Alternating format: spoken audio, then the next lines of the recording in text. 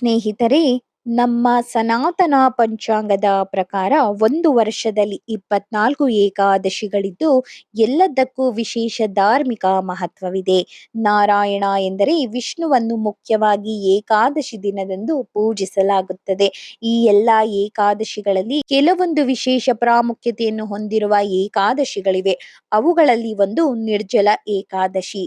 ನಿರ್ಜಲ ಏಕಾದಶಿಯಂದು ಉಪವಾಸ ಮಾಡುವ ವ್ಯಕ್ತಿಯು ವರ್ಷದ ಉಳಿದ 23 ಏಕಾದಶಿಗಳಿಗೆ ಉಪವಾಸ ಮಾಡುವಷ್ಟೇ ಪುಣ್ಯವನ್ನು ಪಡೆಯುತ್ತಾನೆ ಎಂದು ನಂಬಿಕೆ ಇದೆ. ಜ್ಯೇಷ್ಠ ಮಾಸ ಶುಕ್ಲ ಪಕ್ಷದ ಏಕಾದಶಿಯನ್ನು ನಿರ್ಜಲ ಏಕಾದಶಿ ಎಂದು ಕರೆಯಲಾಗುತ್ತದೆ.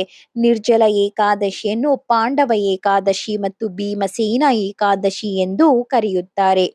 ಈ ದಿನದಂದು ಉಪವಾಸವನ್ನು ಆಚರಿಸುವವನು ದೀರ್ಘಾಯುಷ್ಯದ ಜೊತೆಗೆ ಮೋಕ್ಷವನ್ನು ಪಡೆಯುತ್ತಾನೆ ಎಂದು ಧರ್ಮ ಗ್ರಂಥಗಳಲ್ಲಿ ಹೇಳಲಾಗಿದೆ. ಶ್ರೀಹರಿಯ ಪ್ರೀತಿಗಾಗಿ ಎಲ್ಲಾ ದೇವತೆಗಳು ಋಷಿ ಮುನಿಗಳು ಉಪವಾಸ ಮಾಡುವ ದಿನವೇ ಏಕಾದಶಿ.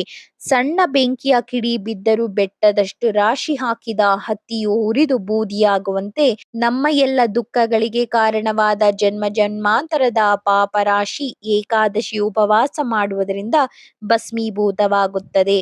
ಏಕಾದಶಿ ವ್ರತಂ ಯಸ್ತು ಭಕ್ತಿಮಾನ್ ಕುರುತೆ ನರಃ ಸರ್ವ ಪಾಪ ವಿನಿರ್ಮುಕ್ತಃ ವಿಷ್ಣೋರ್ಯತ್ ಮಂದಿರಂ. ಇದನ್ನು ವಾಯು ಪುರಾಣದಲ್ಲಿ ಹೇಳಲಾಗಿದೆ.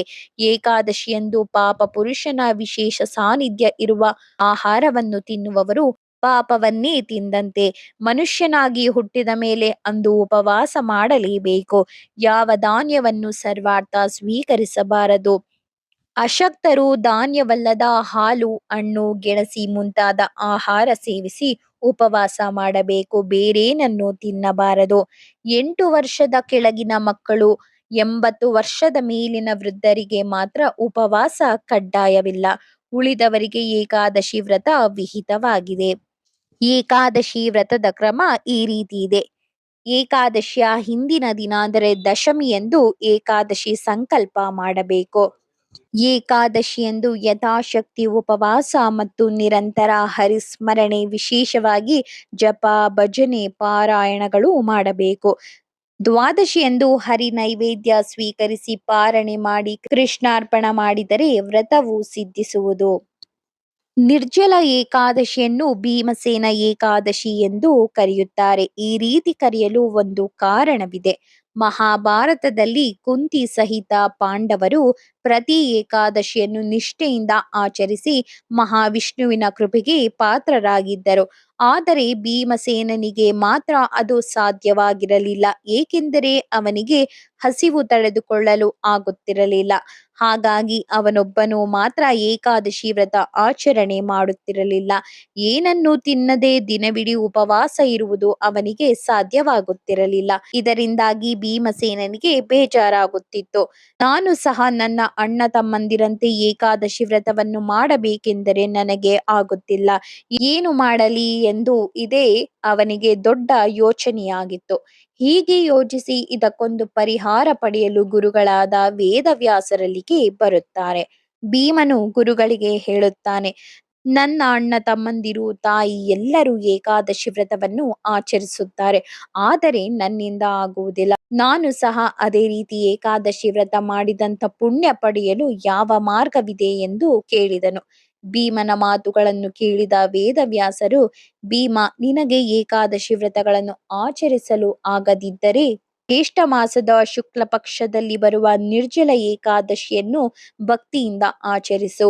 ಈ ಒಂದು ಏಕಾದಶಿಯನ್ನು ಆಚರಿಸುವುದರಿಂದ 12 ಏಕಾದಶಿ ಆಚರಿಸಿದ ಫಲ ಪ್ರಾಪ್ತಿಯಾಗುತ್ತದೆ ಎಂದು ಹೇಳಿದರು. ಗುರುಗಳ ಮಾತಿನಂತೆ ಆ ದಿನದ ನಿರ್ಜಲ ಏಕಾದಶಿ ವ್ರತವನ್ನು ನಿಷ್ಠೆಯಿಂದ ಆಚರಿಸಿ ಕೃಷ್ಣನ ಅನುಗ್ರಹಕ್ಕೆ ಪಾತ್ರನಾದನು. ಅಂದಿನಿಂದ ಏಕಾದಶಿಗೆ ಭೀಮಸೇನ ಏಕಾದಶಿ ಎಂದು ಕರೆಯುತ್ತಾರೆ. ಭೀಮನು ಯಾವಾಗಿನಿಂದಲೂ ಏಕಾದಶಿ ವ್ರತವನ್ನು ಮಾಡುತ್ತಲೇ ಬಂದಿದ್ದನು. ಆದರೆ ಆತನಿಗೆ ಹಸಿವು ತಡೆದುಕೊಳ್ಳುವುದು ಕಷ್ಟವಾಗಿತ್ತು.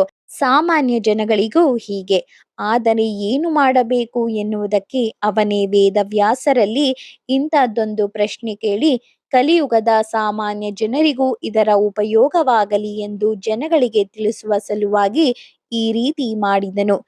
ಏಕಾದಶಿ ಎಂದರೆ ಸಾಮಾನ್ಯವಾಗಿ ಮುಸುರೆ ಪದಾರ್ಥಗಳಾದ ಅನ್ನ, ಬೇಳೆ ಬೇಯಿಸಿ ಮಾಡಿದ ಪದಾರ್ಥಗಳನ್ನು ತಿನ್ನದೆ ಉಪವಾಸ ಇರಲು ಸಾಧ್ಯವಾಗದೇ ಇರುವವರು ಉಪ್ಪಿಟ್ಟು, ಅವಲಕ್ಕಿ, ಅರಳು, ಹಣ್ಣು, ಹಾಲು, ಮೊಸರು, ನೀರು ಇವುಗಳನ್ನು ಸೇವಿಸುತ್ತಾರೆ. ನಿರ್ಜಲ ಏಕಾದಶಿ ಇದು ಹೆಸರೇ ಸೂಚಿಸುವಂತೆ ನಿಟ್ಟು ಉಪವಾಸ.